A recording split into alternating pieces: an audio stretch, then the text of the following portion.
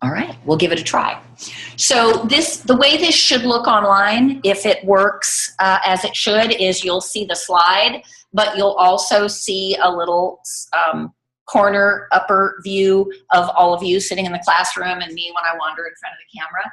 But mainly it'll capture the slide. It may capture my whole screen, which will show the slides that come before and after, and that's not the most important thing. My purpose today is really geared at students that are graduating this June, as well as over the summer. Some of you I know are going to, as Eric is going to be here in the fall, and a lot of this material you'll hear again in the seminar in the fall, but it's good review, it's good things to think about in advance, and so thanks for coming.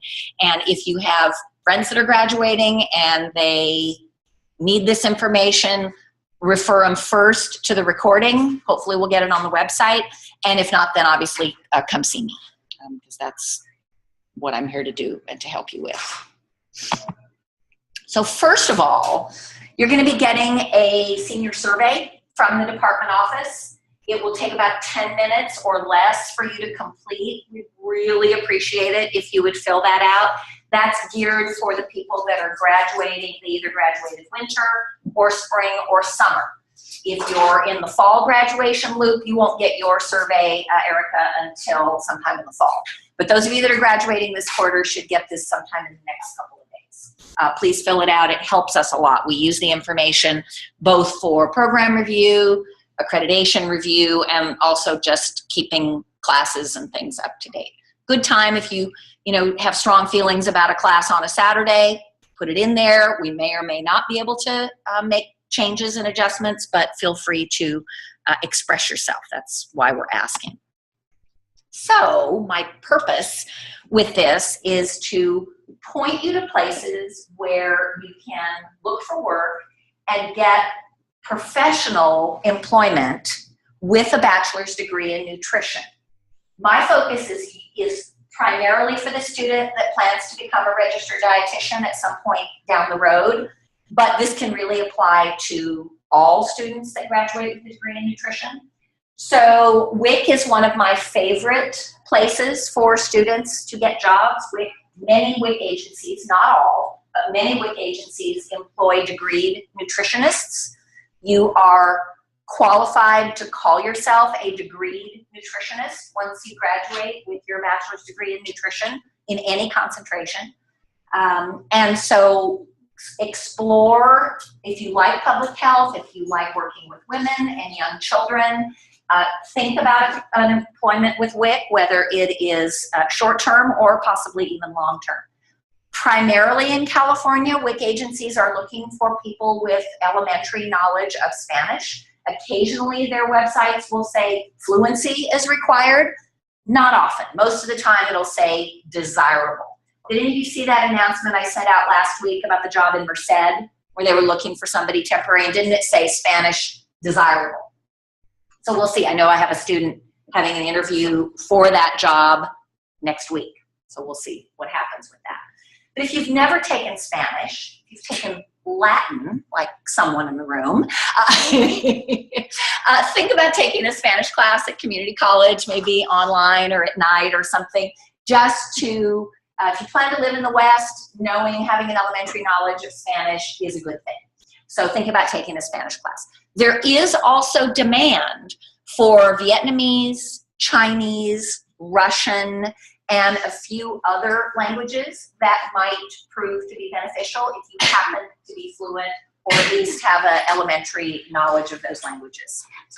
Other organizations that hire nutritionists are contract food service management companies. Many of them employ DTRs. Who knows what DTR stands for? What does it stand for? Diet technician registered. That's exactly it. Dietetic technician registered. It is a credential of the Academy of Nutrition and Dietetics.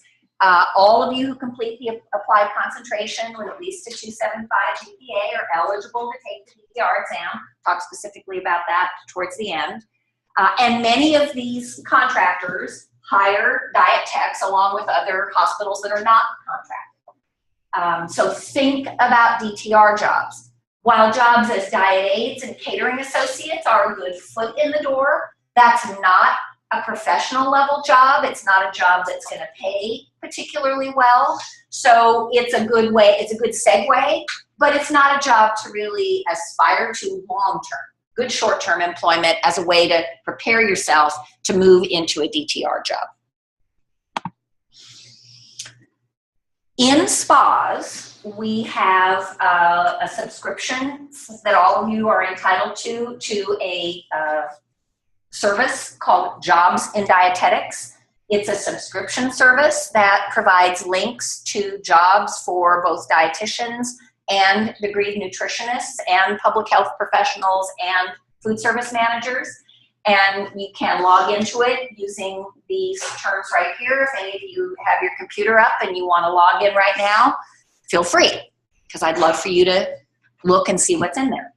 Once you get to the Jobs in Dietetics homepage, the login email is fsn@calpoly.edu, and the password is dietetics. You can also access through spas. We have that same information printed in spas, but you haven't had access to spas recently, so that's why I'm just giving it to you right now. Have any of you looked at Jobs in Dietetics before? What have you seen in there, Kristen? I mean, there's like a bunch of different categories, but a lot of them are R&D jobs. Yes, that's absolutely true. Yeah, but you can find some, like, you just have to scroll through a lot of. Right. And my advice is if you log in and you look at the categories in the drop-down menu, start with dietetic technicians, because that, even though you may not have the credential at this moment, you are eligible to apply for the job now. And then most of those employers will give you a period of 60 to 90 days after you're hired to pass the exam and actually earn the credential. So don't let the fact that you don't have the credential in hand keep you from applying if you're applying for those jobs. So think about that. There's also, you can look under public health, and that's where some of the WIC agencies will put their degreed nutritionist jobs. And there are also food service management jobs, primarily in small hospitals and long-term care facilities, that also don't require an RD credential. So I would stay away from, terms like clinical nutrition, because they're primarily going to be looking for an RD for those. But it's pretty easy to narrow it down to the last time I looked on the DTR page, it was only 2 pages worth of jobs to look through. So, and yet they're good jobs, good options. These other companies, HCSG, that stands for Healthcare Services Group, Front Porch, and Country Villa. This is a contract food service company, a smaller one than the ones on the previous page. Front Porch and Country Villa are elder care, long-term care organizations that have many long-term care facilities. They hire and are thrilled to hire students with degrees in nutrition that are not yet RDs that are eligible to take the DTR exam. The other exam that you're also eligible for that I actually didn't put in the slides is it's called the CDM. Anybody know what that stands for? That's for Certified Dietary Manager. And that's another credential. They only give the exam twice a year. I think it's once in March and once in October. But your undergraduate education qualifies you for that. So should you happen to come across a job and it says we require the CDM, you would be eligible for that. And most of the time, if they hired you, they would probably pay for you to take the exam. The CDM exam, if I remember, is a little bit more expensive than the DTR exam. But both are things that you're qualified for with your degree. I specifically know that these large hospitals, Cedars, Cottage in Santa Barbara, UCSF, and Stanford Children's, which is another one I just sent an email out to everyone about, as well as Children's Hospital of Orange County, all hire DTRs, right? So those are places where you'd want to keep an eye on Jobs in Dietetics, as well as look at the websites of those, because sometimes they may not place it on Jobs in Dietetics. They may just put it on their own website or by word of mouth. And so just periodically, if you're living in those areas or interested in any of those, any one of these are really exceptional, high quality DTR experiences. So, and we've had students that have worked in all of those different positions that would be happy to give you some insight into what those jobs might be like. Down here, these last 2 bullets, DMH is the Department of Mental Health and Department of Developmental Services. that would be like the state hospitals. Atascadero State Hospital employs DTRs, as do all of the state hospitals in the state. So Napa and Patton and all of the various state hospitals employ DTRs. They pay pretty well. And several of them, Patton in particular and Napa, have their own dietetic internships. And so for some people, that's a nice goal. And Atascadero is developing a dietetic internship. If I have all of the details, I believe they will accept their first very small cohort of 3 interns in the fall of this year to start in January. So that will be another option for a local internship for a handful of students, where that might be a good fit. But again, a DTR job in a state facility, good pay, good benefits, great experience, and a great segue possibly into an internship if that's what you wanted to do. So think about that. This is another one, Nutricopia, which was recently taken over by Nutrition Inc. And our contact with them is Judy Morgan. She's actually a contemporary of mine. I knew her when I was a baby dietitian. She was a student here, and we worked together at Sierra Vista Hospital. She was diet aide way back in the day, and we reconnected recently. She's one of the vice presidents at Nutricopia. They primarily provide consulting dietitians for long-term care facilities in Northern California.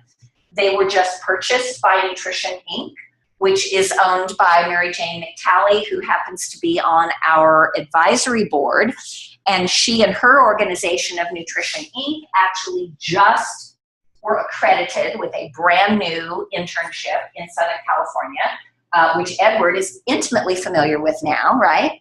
Because you're going to be doing that internship. So they opened up, they received their accreditation too late to be considered in the match, but they announced it during the second round. And they have taken or are in the process of taking 30 interns. It's a lot of interns. And what did they tell you in terms of preceptors, Edward? They said that they would get back to me on like May 13th tomorrow, and they would give me a list of all the preceptors I could potentially go towards that are going to be comfortable with my schedule. And I also, through their website, it said that you don't have to go full-time, that's part-time. You can finish the DI within 18 months.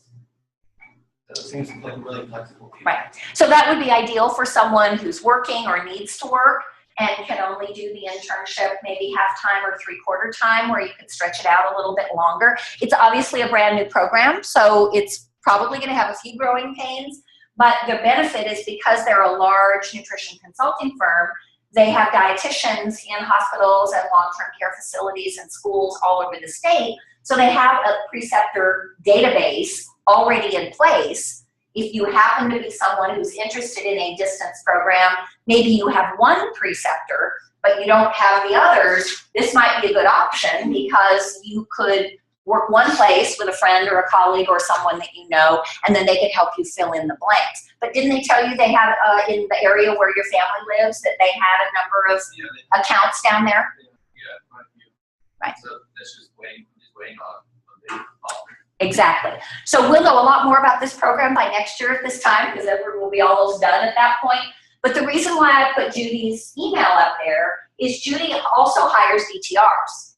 And because she's from Cal Poly and she knows Cal Poly and she's hired a lot of Cal Poly grad dietitians, she is very happy to entertain your resumes. So feel free to email Judy at that email, attach your resume, tell her that you heard about Nutrition Inc. or Nutricopia from me, and let her know what your interests are. And perhaps if your resume will have your experiences on it, there's a pretty good chance, especially if you're somewhat flexible, that she might be able to place you somewhere. So definitely think about Judy and think about Nutricopia.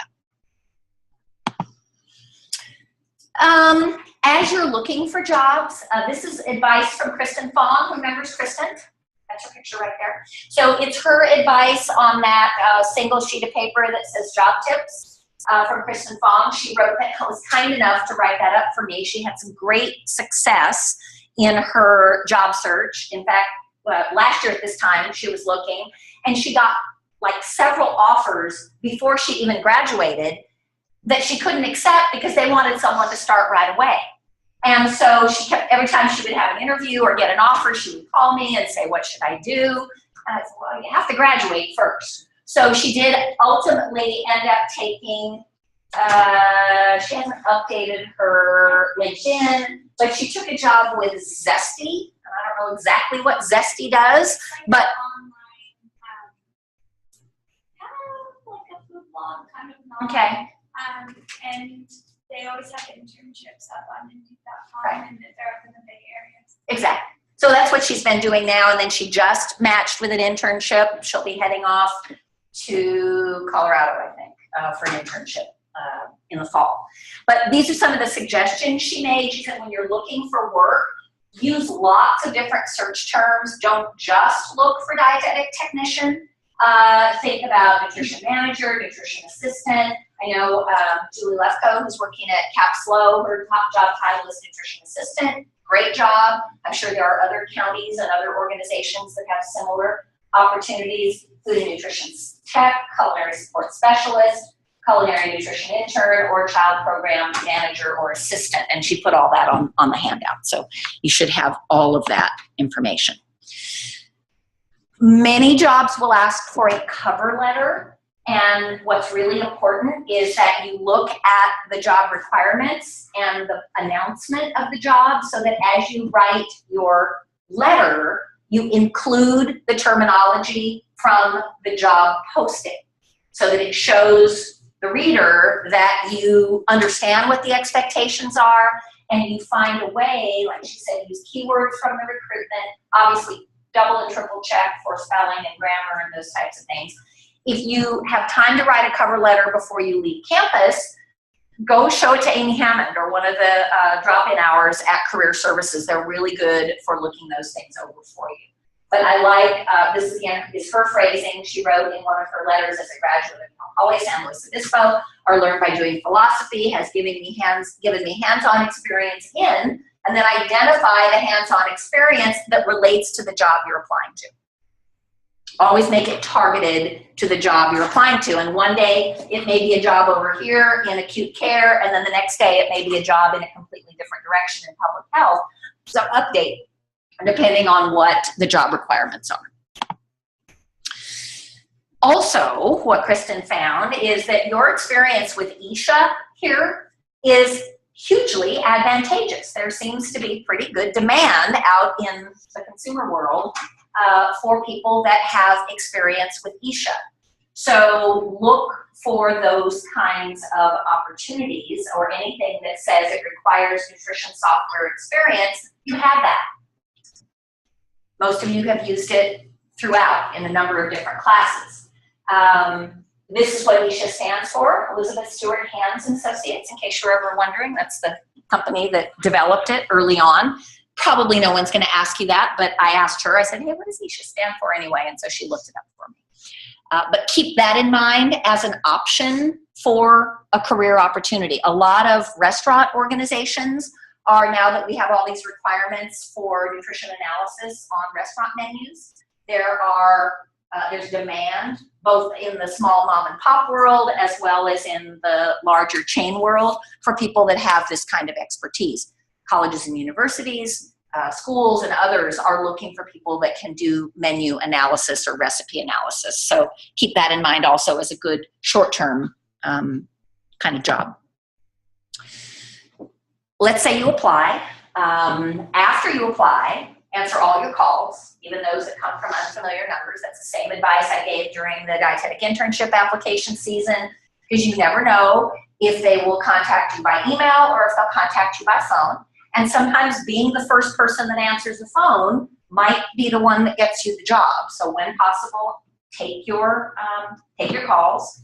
Take the earliest possible interview. If they offer you an interview, try to get there the first time it's offered. Try not to be too difficult. Obviously, if you are still in school and you have a final exam to take, they'll understand that, but try to make it the next day after that final exam.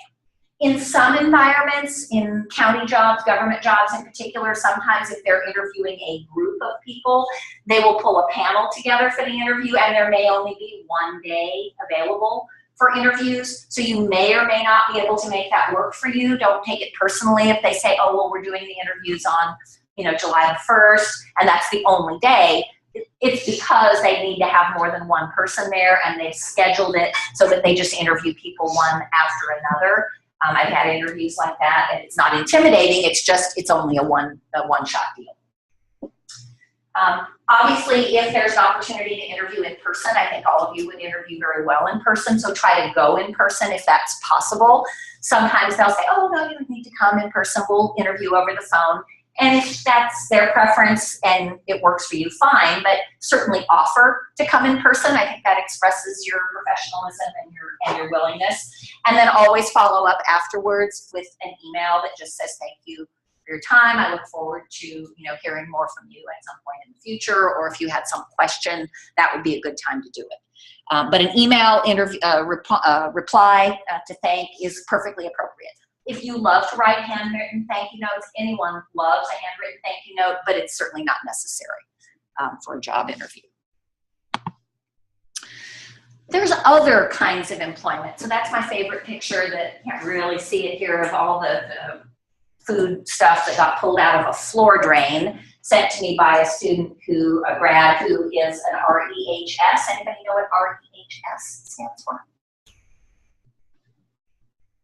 It's another job you're qualified for with a little bit of sort of on-the-job training. It stands for Registered Environmental Health Specialist.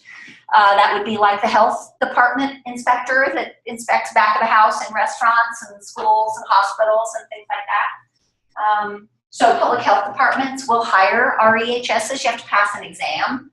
But companies like Ecolab, if you went to work for Ecolab, which sells soaps and cleaning products, they train their folks to be REHSs. They'll pay for you to take the exam, and then usually once you've taken the exam, you start getting recruited. Kara, who is the REHS that I'm thinking about, wanted to be an RD. She took a job with Ecolab because she needed some experience. They moved her up really quickly. They paid her really well. They gave her a car and a computer and a phone. And before you know it, they were training her to be an REHS. And then she's the one that eventually got recruited to be the food safety director at the Mirage Hotel in Las Vegas. She's since moved on from there, and she's now working for environmental health in the county of Clark County, I guess it is, in Las Vegas, and working on an MPH at UNLV. So she stayed in public health, never became an RD, loves environmental health and public health, and he's really happy with that. So for people who maybe don't want to be an RD, but they're thinking about what can I do with my nutrition degree, that's a really good job for that. When you go to, if any of you visit the job fairs, a lot of companies hire management trainees, might be restaurants, might be other kinds of businesses, may have nothing to do with your nutrition degree. But if it's a business that has a good reputation and you think you'd like to work for them and they pay you well, even working as a management trainee on the path to becoming a dietitian or something else is good, because management experience is highly valued in our profession. So don't rule out job fairs, even if they don't seem to have any jobs that are targeted at nutrition folks, because management trainees in a lot of different disciplines all they want is someone with a college degree. It doesn't have to be in a specific topic area. So think about that. We've had a few students go to work for different nonprofits as grant writers. That's another thing. You have at least basic skills to begin with, so think about that. We've had students take sort of internship experiences or assignments with Peace Corps, AmeriCorps, and Food Corps. Those are all options that are available to you. I've got people I can connect you to that either have done or are doing that could tell you more about it. I don't have all the details. Obviously, you could enlist in the military. That's not for everybody, but it's certainly an option. I don't talk a lot about the military internships, but the U.S. military has one of the best dietetic internship programs ever. You have to start the process almost 2 years before you're interested in applying, because you have to work through a recruiter and go through a tremendous amount of screening. But once you get in, you go in as a second lieutenant, they train you, they will pay for your internship, your master's degree, they will employ you if you want to be employed by them, and they pay for everything, and they pay you while you're going through the process. So for the applicant they're always looking for someone with strong leadership skills and experience, as well as strong academic work. So the military, whether it's after for employment reasons or whether it's early in the process for thinking about their internship, is a great opportunity. Also, our students go on to they take CNA courses, they become EMTs, they take phlebotomy training, primarily if you're interested in becoming a nurse or a physician's assistant. And we always have a handful of students that want to go that route. Most students from here who go on to nursing school or PA school, because of the accelerated nature of those postgraduate programs, you don't get a lot of hands-on patient care work, and so they usually want some hours in something that's directly involved in the care of a patient. So working as a CNA or an emergency medical technician or a phlebotomist are all good options, and those are things you can normally do through a community college after graduation, if you haven't done it already. You're really well prepared. I get these kinds of comments from students. Don't feel like, oh, I'm not qualified, I don't know you are ready. They say things like, we had so much practice. This was a quote from an intern. This is one of my favorites. I had a kick-ass undergrad education. That was how she felt when she got to her internship compared to some of her colleagues. She felt she really had an edge. Her director told her that her clinical homework was far beyond the expectations of the program. So everything you're learning in clinical, take your notes with you. Those are all things that when you get to whether it's a tech job or whether it's an internship, you're definitely ready and qualified for that. Obviously, be professional. Write like you really want the job. So make sure that your spelling is good, that words are capitalized, that you have to address the letter to someone, that you get their right title, that you spell their name correctly, and that you use good sentencing, good paragraphing, and if you're in doubt, again, if you're gone from campus, email Amy Hammond at the Career Center. You never lose those Career Center services, even though you may be living in another town. If you're an alum, those things are available to you throughout.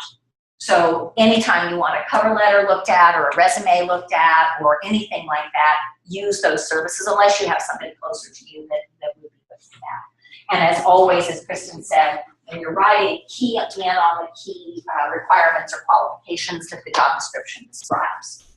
When you go, dress professionally. Dress like you want the job. If it's a job in a hospital, wear closed-toed shoes.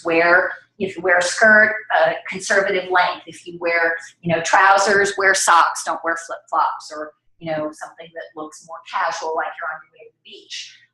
Really dress like you're going for a really important job interview. Even if you don't particularly want the job, go through it as for practice so that by the time you get to the job you really want, you're really comfortable. And that was what Kristen shared last year. She said, I just applied to everything so that by the time I got to the job that I really wanted, I was so confident and so comfortable when I was interviewing that I really didn't even give it a thought. Everything just came so naturally to me. So it doesn't really cost anything to apply for jobs. It takes your time, but just apply for things and get the experience for doing that. And it's always better to be more on the conservative side. Once they hire you, if you see other people around you wearing jewelry or earrings or piercings or having tattoos, then go ahead and, feel free to uncover those things if you've kept them covered. But better to start more conservatively and then loosen up as you see what fits in the culture of the place where you're working. Again, on the day of the interview, get a good night's sleep.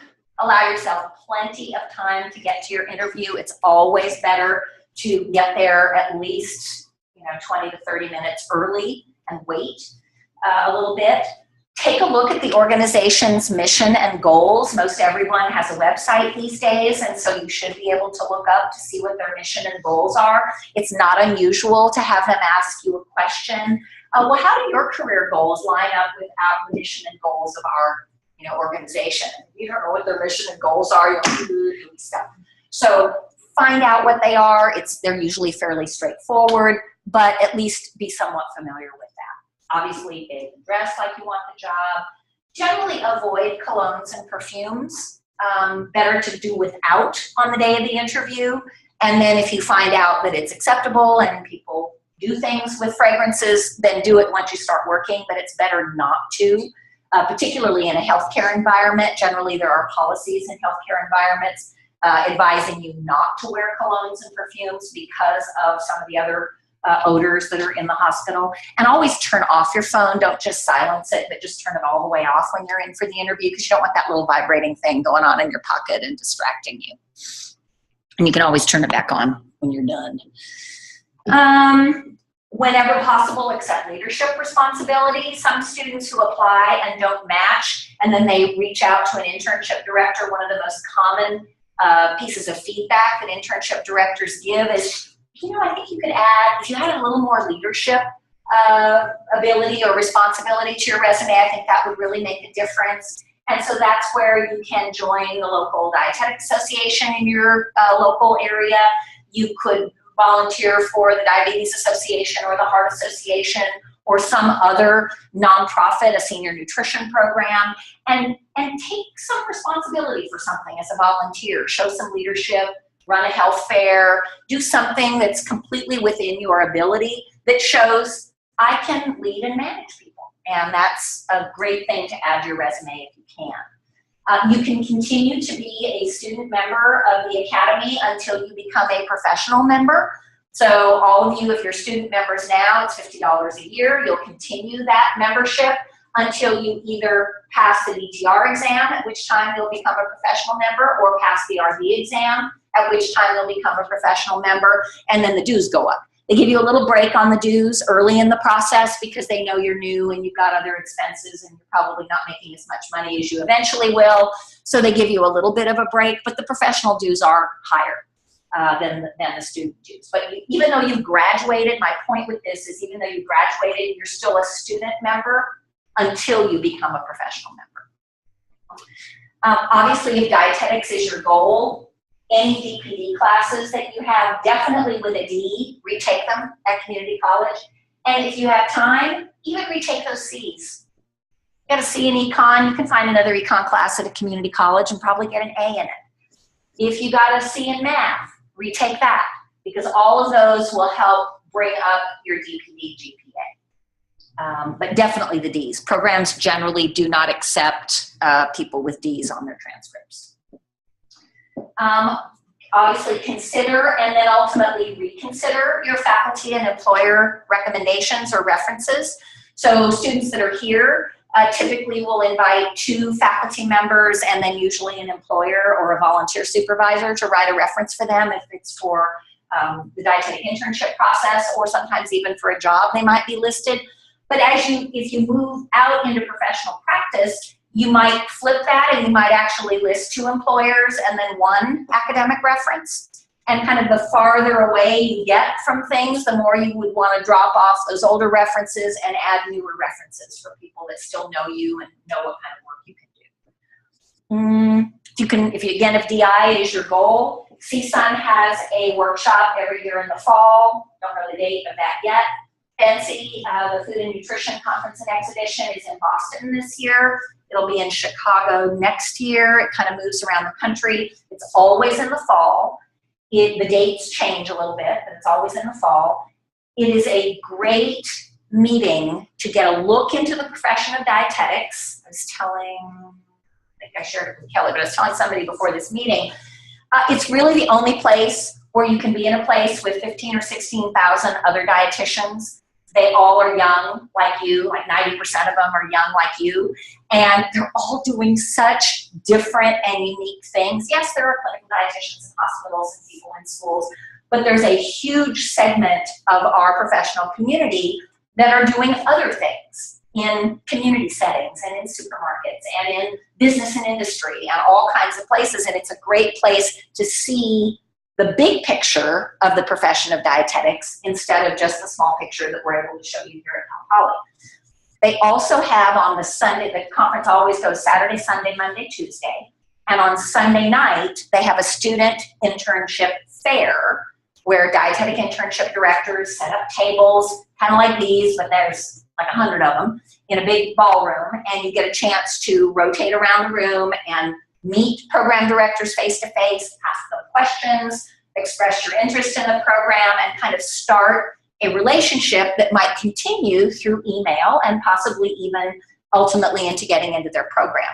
And if you can find 3 or 4 programs you're interested in and they're going to participate at Fancy, it's more cost effective to go one place and meet 4, 5, or 6 people than to try to do an open house in Indiana, another open house in Texas, and another open house in Florida. That becomes kind of impractical to get to all those, where at Fancy you get a chance to meet a lot of program directors. So it's certainly not required, but it's highly recommended. Be strategic. So I always like to show Angie's picture here. Angie Adrania graduated a few years ago, and she was one of the first that I saw really work that system very effectively. She has told me it's okay to share this. She's had type 1 diabetes most of her life. She knew she wanted to do an internship that was focused on diabetes, and that's a fairly rare emphasis. And there was a Sodexo in-place program in the East that had a focus on diabetes, and she specifically went to Fancy to meet the program director. Might have even been 2 years before she was ready to apply. It was very early in the process, and she maintained periodic email communication with that person. That program was her first choice, might have even been her only choice. She applied, she matched, she got into the program, she completed it somewhere in Pennsylvania, and now she's back. She's working up at Community Hospital of Monterey Peninsula, which is where she'd always wanted to work. So it really worked out for her, but she really strategically, that's why I say be strategic, found the program she wanted, knew what it cost, made sure it was in an area that she was happy to live in, and that the priorities of the program lined up with hers. So here's the tough part, and some of you know this already. So obviously here at Cal Poly, if you're going DI, some of your toughest competition are sitting in the desk next to you. So we know Cal Poly has a good reputation. The other group that's really tough are those people that are with us. They've already got a degree and a career in some other discipline, and they came back and they're doing an MS and earning the DPD. We have a few of those people here, but in other schools, there are some schools that literally have entire master's DPD programs.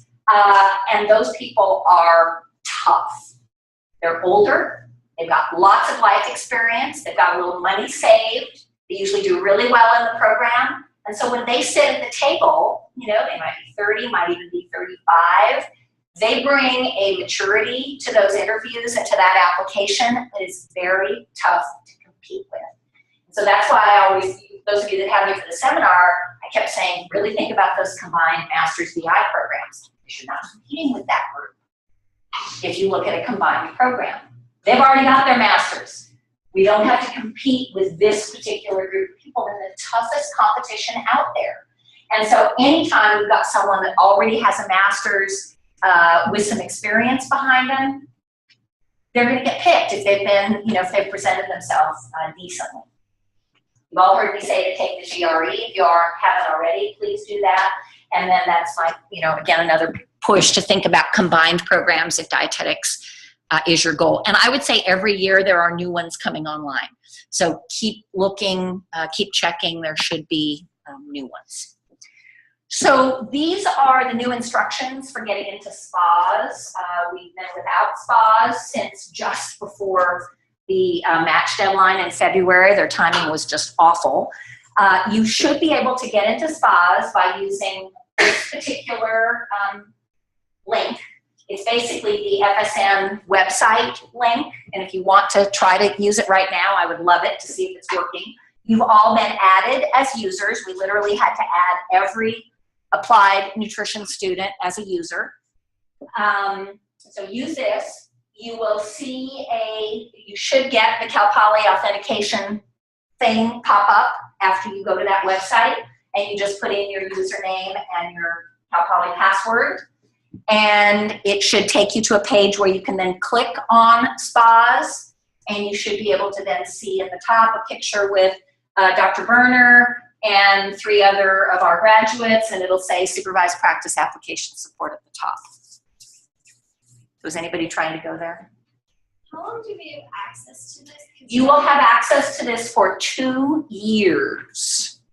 Even if our Cal Poly login expires? You should be able to continue this. I don't know about other things, but you should be able to continue this. What the folks, Drupal is the open source software. Did you get in? Yeah. Awesome. The campus adopted Drupal a year or so ago, and for a long time we had that other password login system, and they were not comfortable with that security level that that provided, and they said we need to put everything under the Cal Poly authentication. You said it was just the applied. Right. So does that mean you're not in there? No, I think it's since I switched to applied, it just says like no account found. Okay, I'll check to make sure your name is on that list. And Christina can add it just like that. Yeah, they just added the applied the DPR. Got it. And even outside of 2 years, the Drupal folks said this is good for current students, grads within 2 years, and then I have a handful of students that are beyond 2 years from graduation that are still, in the track to become a dietitian. I just have to request an affiliate account for them, and it's just a little bit of paperwork. It's not a problem, and we add them in the same way. So this can continue as long as necessary. Most of you have looked at SPAs before. It's where we put the applicant guide. It's where, as we record seminars, it's where we'll put those. The seminars that are there now from last fall will only be available through the end of June because Cal Poly is canceling the Blackboard Collaborate contract. We're taking over this Zoom thing that I'm trying to use today, and we'll hopefully find a way to post those in the same fashion. And so if there's a seminar, and for those of you that are graduating, if you want to follow along with us in the seminars that we're doing this fall, it'll be just like Blackboard. You can either log in real time and listen while we're having class, or you can go in later, click on the link, and listen to what we talked about, if that's helpful. I think there are links to diecast, D&D. We keep alumni profiles in there, and I tweet a little bit, not very much, but I'm trying to get better at that, about things related to DPD. Okay, so let's talk about the DTR exam. I didn't know I put those animations in there. Sorry about that. So if you're in the applied concentration and you have at least a 2.75 GPA, you will receive 6 verification statements with my original signature on them in blue ink, mailed to the address you have in your Poly profile as soon as your degree posts, okay? They look like this. I happened to pick up Mackenzie's because they were on the top of my desk, so pass these around so you know what you're going to be getting in the mail. They aren't signed yet. I have a whole pile of them. As I told you in the seminar, normally I sign them in July after everyone's degree posts, but because last year and this year we hit the road as soon as graduation happens, I have to sign everything ahead of time, and then I leave them with Pam, and as soon as your degree posts, then she mails them. So we can't let you have them until your degree is final and posted. It's not officially recorded until then, but they will be ready to go at whatever time in your Poly profile it pops up and says conferred. Right now, for most of you, it says degree anticipated, and it has a little date, say spring of 2016 or whatever, but eventually it'll change to conferred. When you get these are legal documents. You'll need one to give to your dietetic internship director. You can either hand deliver it or you can mail it to her. Keep the rest. Chances are once you have the RD credential, you won't need the rest, and you'll get a new verification statement once you finish your internship. So this one verifies that you completed an accredited undergraduate program. You'll get another one that says you completed a supervised practice program. Those will then become the more important ones. But for those of you that don't apply right away, you'll need one. If you take a job as a DN at WIC, they'll want to see your verification statement. You might need another one if you took a job in a hospital that requires that you've completed an accredited program. So, and you'll definitely, when you apply for internship, you'll need to provide one to your internship director, and generally that's your responsibility. So have your parents file them in the same place where they file, birth certificate certificates and passports and all that kind of stuff that you don't want to lose. I'll retrieve those because I don't want them to have to be reprinted. So I have a whole stack of these waiting for me to sign and get ready for you. On top of this, there will be a cover letter from me that explains what they are, what you should do with it, that you can go to the CDR and apply for the DTR exam and various other kinds of things. There are instructions that come with it. And then again, if you want, how many of you think you'll be taking the DTR exam this summer? Is there anyone that thinks that? Have any of you given me any of your materials yet? So actually, this is all you need to fill out. I'm being proactive. CDR has simplified the application process. So you only sign in blue ink, please. So if you don't have a blue pen, borrow one from anybody on this side. So this is called the DTR misuse form. Please read it. You're not graduating yet. You're not graduating. And the reason I'm getting this now again is because I'm going to be gone during the summer, and if I have this in my possession, I can submit your DTR application from anywhere. So I can be in a campground in Missouri, and as long as I have a hotspot on my phone, I can submit your DTR application. So if I have that in my possession. So this is the CDR website. This is what it looks like. If your friends needed this form, you would send them here. This is their link. Again, I need that form before June 10th. Graduation is the 11th, and I'm leaving town on the 12th. So please have that to me by then and deliver to me. I will also need an official copy of your transcripts electronically after your degree is awarded. Okay? So once I have these misuse forms, then I know that you're planning on taking the DTR exam, and I'll be looking to see when your degree is post. I don't look at everybody's, but I'll be looking for yours. And as soon as I see that happen, then I'll clue Pam in. I'll say, okay, you can send out those verification statements, and I'll probably shoot you an email. I'll say, I see your degree is posted. Still want to take the DTR exam? If you say yes, then I'll go through the steps that it takes to submit the application. But I need that paper that I just shared with you, and I need your electronic transcripts. They arrive instantaneously. Students that have done this already have, they say, okay, I'll submit them. I get them like that afternoon. So the whole electronic transcript thing to me is pretty wonderful. I don't know how expensive it is. I'm hoping it's not more than $5 or $8. But I do need that sent to my email, not to the records office, not to anything else, but to my email personally. And then I put the application in for you. Then, this is where you would find, if you didn't have that form, this is where you would find it on the Commission on Dietetic Registration website. But since you have the form, I'm not going to linger there for very long. I will also, that's another image of the form, I will also be emailing you once I get your form.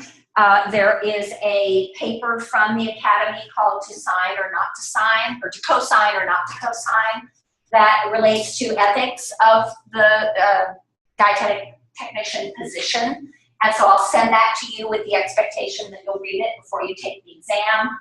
This flow chart is not important for today, but if you want to know sort of what happens when I ask to take the exam, this just is on the CDR website. It sort of shows the steps that it goes through, but it's relatively quick. Once I submit your application, you'll get an email from CDR asking you for some personal and demographic information, address, and things like that.